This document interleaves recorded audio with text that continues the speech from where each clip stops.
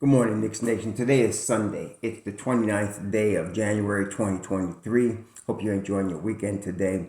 I hope you and your family are healthy. That the needs of you and your family in terms of food, shelter, clothing, as well as health are being met today.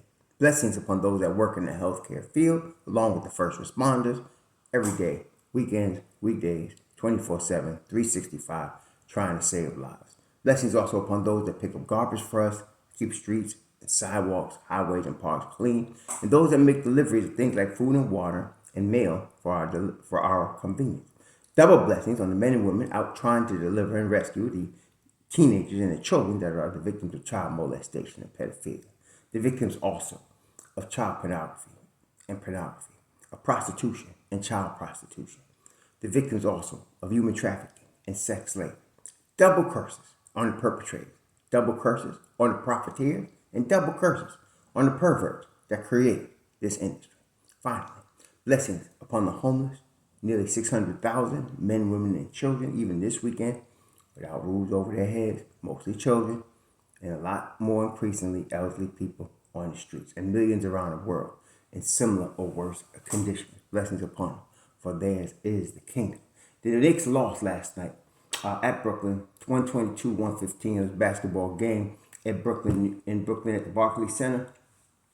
Listen, let's get out the way first of all. Tom Thibodeau's not going to be fired. Let's get that out the way for all them whiny crybabies, and let's get out the way for all the other NBA 2K fools. No, we're not going to trade and try to get Kyrie Irving. So let's forget that. Okay, the Knicks just lost the game. It was a really tough game. The Knicks played from behind for a large part of the game. Third quarter, they were tremendous. Came back, made a nice run. But look, if you saw the game, Kyrie Irving was hitting shots down the stretch. Unbelievable. I mean, really. Between Kyrie Irving, Joe Harris hit a couple of big time daggers. Okay, but it was Kyrie, because Grimes, you could not play defense on a 3-point shooter better than what Grimes was playing on Kyrie down the stretch. It's going to be a dogfight again, just like it would be with Knicks Boston. As I said, Knicks Nets is going to be a dogfight. Okay, it's going to be a dogfight. So it was. They were battling back and forth. Again, in the third quarter, the Knicks made a really nice run to try to come back. They really did the best they could. But those threes, sometimes you could play really good defense, and then sometimes it's just better offense.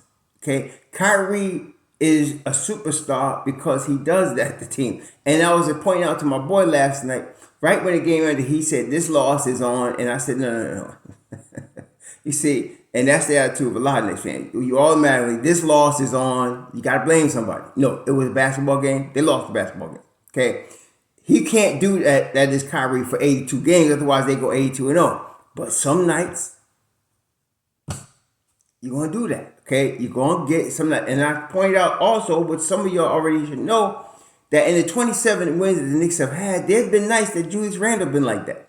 But there was just nothing the opponent could do. That he was going to score, and you was nothing going to do, especially down the stretch. Superstars do that. Okay, so when it came down to that, to me, that fourth quarter, they actually played to a standstill, 34 all in the fourth quarter.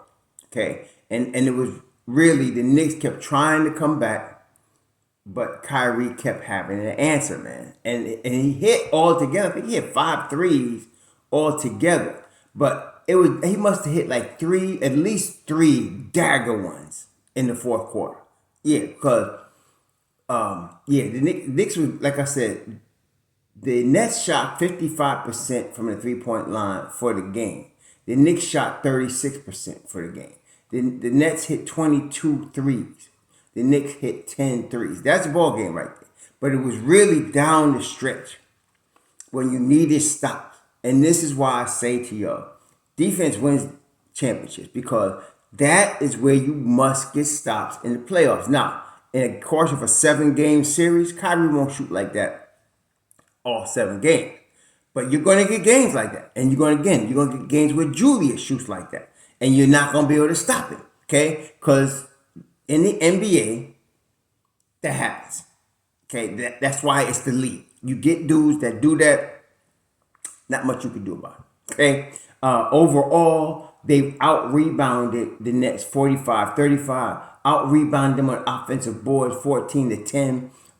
They really, Sims again did a really good job on the board. 5 defensive rebounds, 5 offensive rebounds, total 10. Juju had 10 and he had 19. And, he was 1 for 6 from the field. But like I said, it was one of those games. And I could tell the rims were tight for us from the beginning of the game.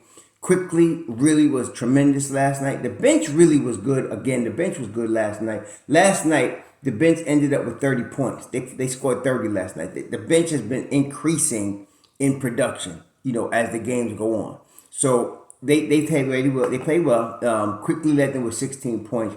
Toppin had 4. McBride had 2. Hartenstein had 8. Hartenstein also had 5 boards, 2 assists, 2 blocks.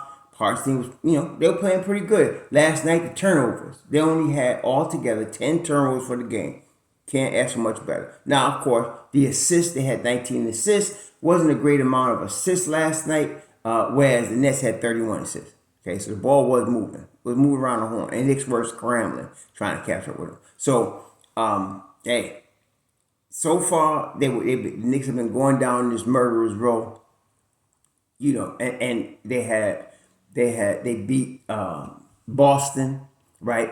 We know they beat Boston. They got LA. They beat and the game before they beat Boston, they won. They beat Cleveland. So they beat Cleveland. They beat Boston. Now Brooklyn, and it's 2-1 in this murder's row. Now we got LA, the Lakers on Tuesday. That's it's gonna be and the thing is right now, the Knicks have the next 4 games: Los Angeles, Miami, LA, and Philly. And they're all at home, which is not a great thing for us. They're all at home. Okay? Maybe during this stretch right here of murderer's row, first of all, it's going to be competitive. It's going to be tough competition. It's going to be tough competition. Last night, I want to see if LA won their game. Last night, LA was playing Boston. I didn't see who won that game. Boston won 121-125 against LA. So LA played. A good thing is the Lakers got Boston. They had last night. They played Brooklyn Monday, and then they played the Knicks Tuesday. So they got 3 games and 4 nights. That's a good chance for the Knicks to try to take advantage of that. Not necessarily, as we know, guaranteed to win, but it's an advantage. Okay, but. I'm not going to put on any one player this loss that we had last night. You play in the NBA, you're going to win games, you're going to lose games, okay? If I told y'all the Knicks are going to win 45 games, that's meaning I'm also telling you they're going to lose 37 games, okay? Right now, they've lost 24.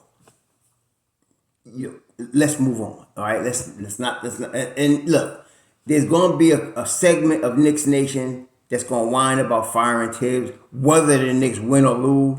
There's going to be another segment, Knicks Nation. Any player that goes off against us, we need to go get that guy. This ain't NBA 2K.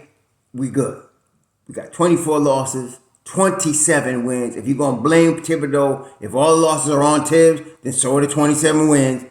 Let's move forward, okay? So, I think that's about, to me, all you can say. It was a battle. There was a lot of back and forth.